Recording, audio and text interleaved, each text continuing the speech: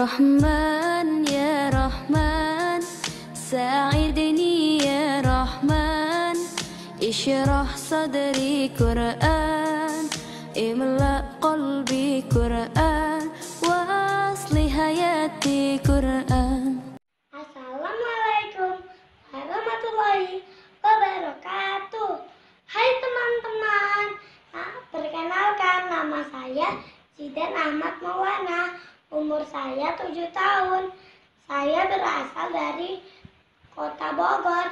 Alhamdulillah saya salah satu peserta Lomba Hafiz Cilik 2020 bersama Anak Hebat Indonesia.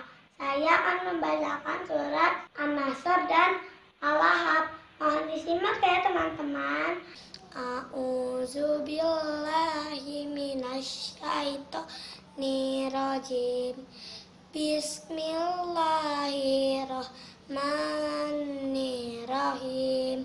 Iza jaa nasrullahi wal fath wa ra'aitan nasa yadkhuluna fi dinillahi afwaja fasabbih bihamdi rabbika wastaghfir innahu kana tawwaba. Bismillahirrahmanirrahim.